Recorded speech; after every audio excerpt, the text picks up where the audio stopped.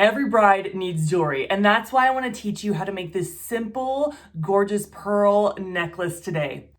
What's going on, my fellow jewelers? It is wedding season, and when I think of wedding season, of course I think jewelry, right? So I'm going to be doing a short series on different jewelry pieces you can make for any bride that may ask you to make her a jewelry piece. So let's dive right in right now.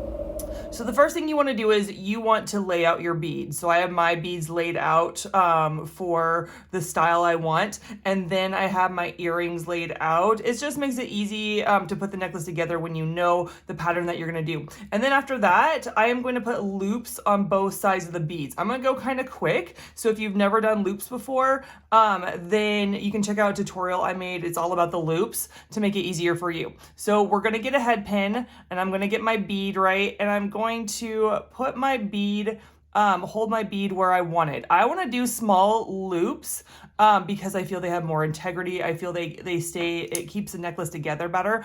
And so I'm just going to hold it right here. I'm going to hold it with these 3 fingers, and I'm going to bend it back at a 90-degree angle like so. So you have it looking like that.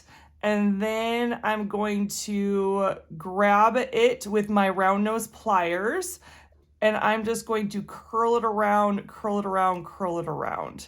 Just like that. Look at, you got a gorgeous loop. And then I'm going to take my cutters and I am going to cut.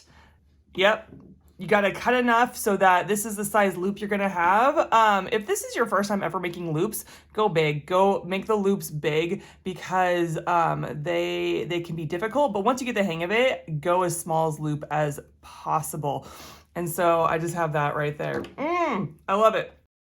I love this necklace because it's so simple, and pearls are totally in when it comes to jewelry, when it comes to weddings. And so this is such a great necklace earring set for a bride. I am going to do that same thing for every bead. I'm gonna put a loop on both sides of the bead. So I'm gonna fast forward because I'm sure you don't want me to watch me do every single bead. And then we'll get to the next step.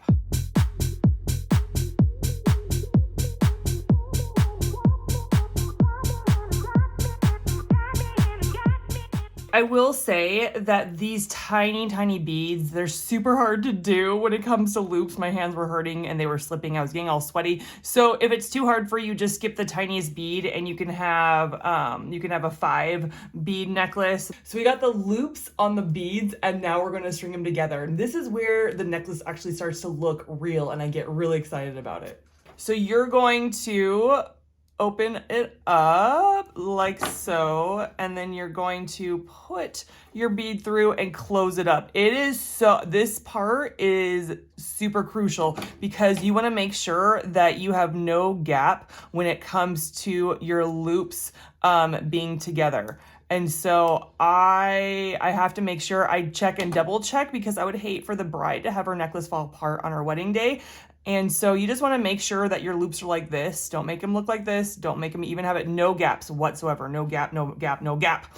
And then oh my goodness, I'm just throwing things around here. Throw. You're just going to keep doing that. You're going to just open one side, and you're going to put your bead on. I don't know, my hands are really sweaty today. So it's a lot harder when the bead is round to do loops because they just want to slip around. I would say with beads that are like square or even have a little bit more texture and not so smooth, it's a lot easier. And so if you're fumbling, that's okay. That's part of the deal.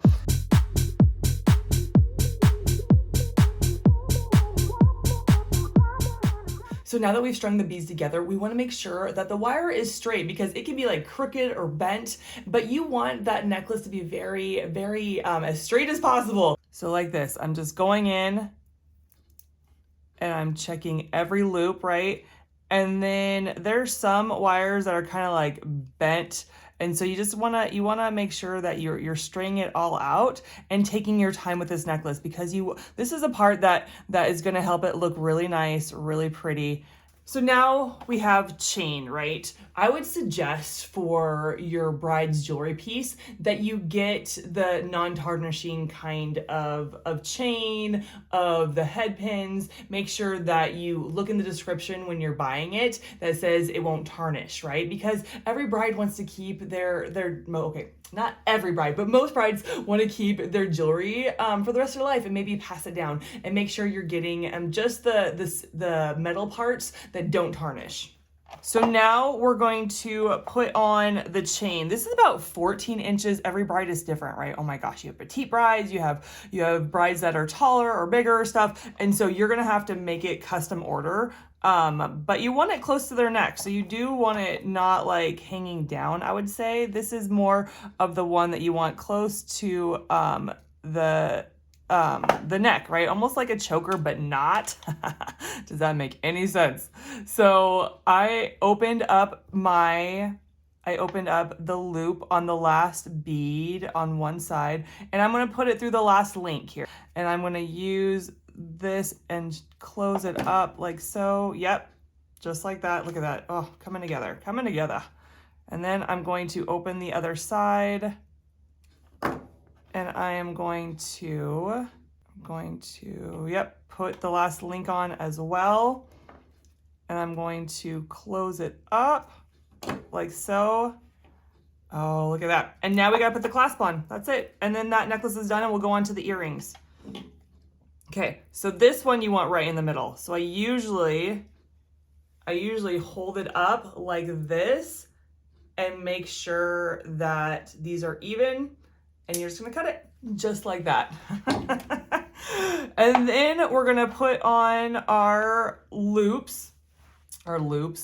jump rings. Oh my goodness, loops. We're gonna put on our loops. We're gonna put on our jump rings.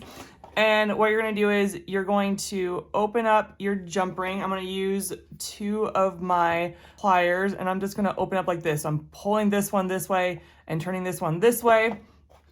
And then you're going to put it through the last link. So I'm going to do that. I'm going to close it up. Make sure again there's no gap, that the loop is absolutely perfectly put together. Okay.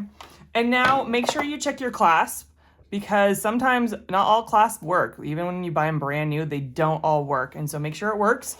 We're going to open up our loop. You're going to put your clasp on. I have a lobster clasp. And then I'm going to put it through, and I'm going to close it up.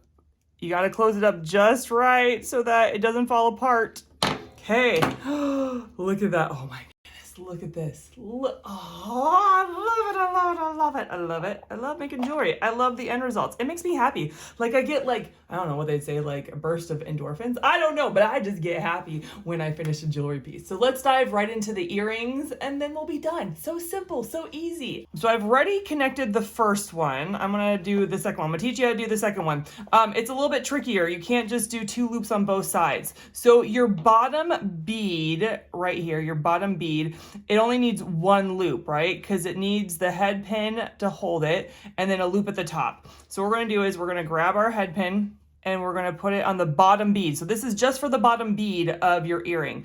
And you're going to have it be just 1 loop, right? So this head pin, that needs to be completely flush with the head pin, like completely as far down as I can go. You're going to cut enough off to make your loop. And then you're going to hold it like this so that this is completely like as far down as I can go. And you're going to do a 90-degree angle. And you're going to flip it around, turn it around. That made no sense. And I want it's kind of crooked, and so I want to straighten it out. What the hard thing is with a round bead, it's so slippery, and sometimes it's hard to straighten out your loop. And just kind of straighten it to make sure it's going up and down. And then I'm going to take the middle bead, right? The middle bead. Well, I have 3 beads, right? You can do 2 beads. You can do 4 beads. You can do however long the bride wants. And I'm going to do the same thing I did with the necklace, a loop on both sides. So I'm going to do a 90-degree angle, and then I'm going to loop it around like so. Again, if you've never done loops, go check out my tutorial. It goes very slowly, bit by bit, and you're going to feel like a pro at the end of it. professional. And then, and then you're gonna do a 90-degree angle, and you're going to loop it around, loop it around, loop it around, like this. Okay, so you have 1 loop for this bead, 2 loops for this bead, and I'm gonna do 2 loops for this bead. So the rest of the beads, besides the bottom beads, are gonna have 2 loops. So I'm just gonna do this real quick. I'm gonna do fast forward, and then we'll put our earring together and call it a day, baby.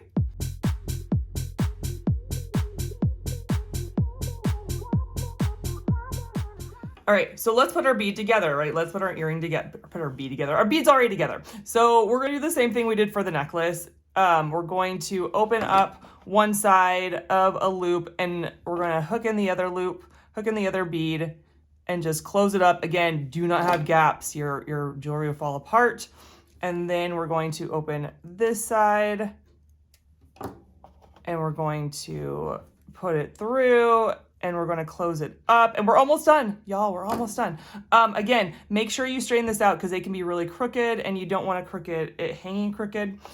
Just kind of use your pliers to kind of straighten out the wire. So now I'm going to open up the last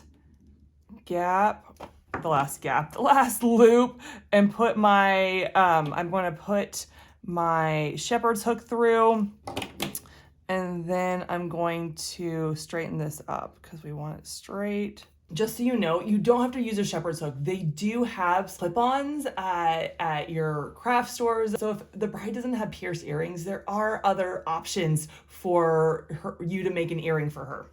Oh my goodness. And that, my fellow jeweler, is how you make this gorgeous, elegant, simple pearl necklace earring set. All right, it's into my video, and that means I love praying for my viewers. I pray for you, and I always ask God, what do you want me to pray for? And so today, the Lord was, he gave me a quick vision. It was a beautiful rose, just one, you know, those full roses with lots of petals, and it was really pretty. And he said that the phrase, new life.